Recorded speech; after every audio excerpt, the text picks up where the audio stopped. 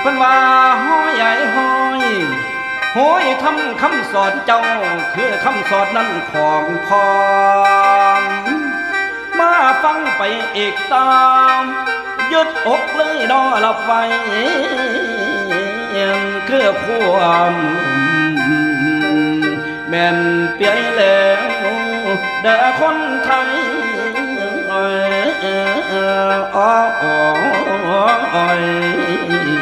ว้าวลาน้อง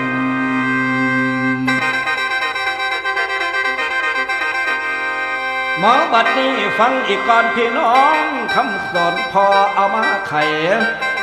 แปลจากภาษาไทยมาลองย้ำให้ฟังไว้เองอย่ากลัวความเหลวลมความละทมมองมนยืดอกเลยต่อสู้ให้มันหูปองทางจังคอยสำรวจบ้างบ้านพาว่าพาเสียความลมเหลวน้ำยังหมุนพังทลายอ่อนถือว่าเป็นบทเรียนถอนราคาแพงอย่าเฝ้าวางก่อนสิงามจืดจามันเลวลมดอกมุนมีการงานเป็นจังเซเรื่องหน้าที่ของมนุษย์เฮาแล้วขั้นได้เป็นนายคอนให้มันแล้วคอยอีจ้องดูห่างแถวในห้องคนของเฮาให้ถึงทั่วรับผิดชอบนั้นยากสิมูอาสาจงระวังรับผิดชอบลูกน้องไปตามปองอย่ามีเผือความเสมอตนโตแห่งวิธีการใส่เองปกครองคนเนี่ยมันได้ประสบการณ์ให้ใส่ง่ายมีความดีสัวให้สาแทบผู้สุงานความล้มเหลวกับต่อต้านมันเที่ยงบามาเสมอพ่อของเฮาพระองค์สอนบอกสอนในงานนี้เองลาดพิธีพระองค์เจ้าบ่ท่านดลได้ผลผ่านนานราชทานปริญญา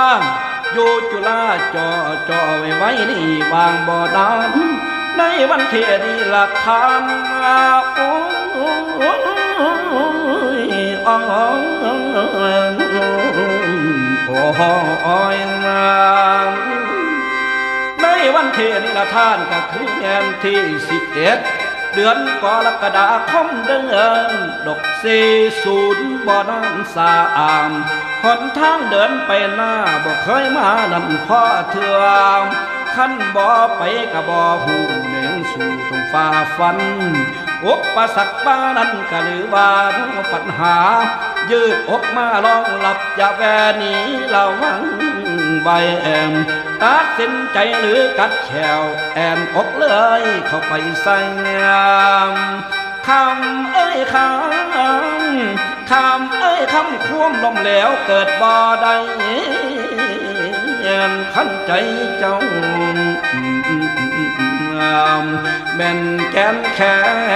งนอคำแพงโอ้ยไอ้นอไอ้นออ้อยโอ้อ้อย